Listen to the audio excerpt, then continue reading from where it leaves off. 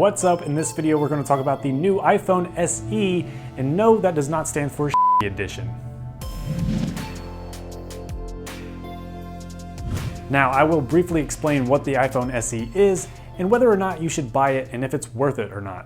So what exactly is the iPhone SE? Well, let me use this analogy. Let's say you have an iPhone 5S from 2013 and you have an iPhone 6S from last year, and let's say they met on like Match.com and they ended up having babies. That baby would be the iPhone SE. The iPhone SE looks exactly like the iPhone 5S, but it performs like the iPhone 6S. Apple, of course, is calling it the most powerful 4-inch phone ever. Now, it does have that iPhone 5S design, which I am a huge fan of. I loved the iPhone 5S design, and it's probably my favorite iPhone design yet so far. So they used that design, but they took all the internals from the iPhone 6S, the new A9 chip, the M9 coprocessor, Touch ID, Apple Pay, the 12 megapixel camera on the back that can take 4K video. They took all of those things and basically put them into the 5S case. The iPhone SE actually has better battery life than the iPhone 6S and the iPhone 6, and it also does not have a bulging camera. It's all flat on the back, which is a good thing. Some of the downsides of the iPhone SE compared to the iPhone 6S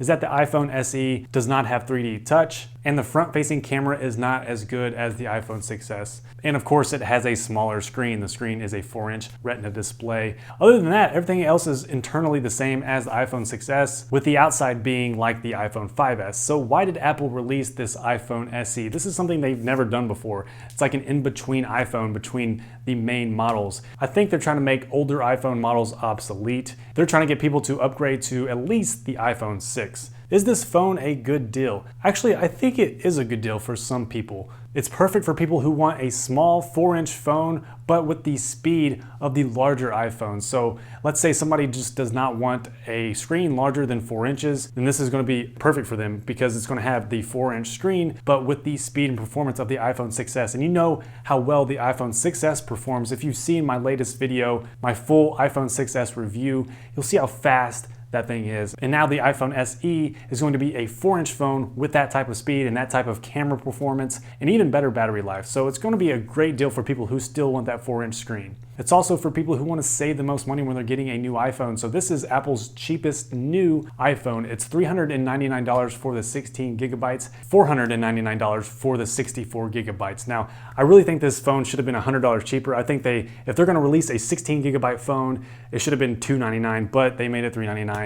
I really wish they would have started at 32 gigabytes, but oh well, it's Apple, what can you do? Having said that, it's still the cheapest new iPhone. For $399, you can get a new unlocked SIM-free phone, even though I do recommend getting the 64 gigabyte option if you can, because 16 gigabytes is a little too small storage space, especially if you want to keep the phone for longer than 2 years. It's great for Android people who want to come over to the iPhone side. Yes, I said it, and there is proof. I've seen people on forums say that they're on Android right now and that they've been waiting for a small 4-inch iPhone, and now that the 4-inch iPhone has been released with new specs, with a new A9 processor, they're going to jump ship and move from Android to the iPhone just because they can now have that 4-inch cheap budget iPhone with good speed and performance that'll last them 2+ years. Yes, I'm preparing for the flood of hate comments that are coming in right now.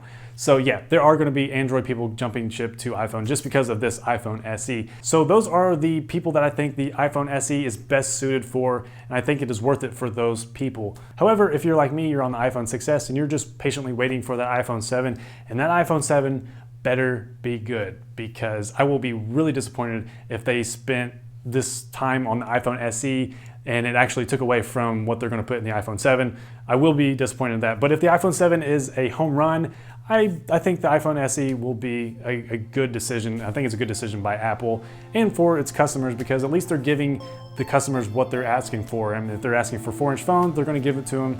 That's always a good thing. Thank you for watching this video about the new 2016 iPhone SE. I hope it cleared any confusion about the phone. If you have any questions, you know what to do. Leave a comment below. Make sure you subscribe to this channel if you haven't already. My name is Andy. I do tech videos every single week.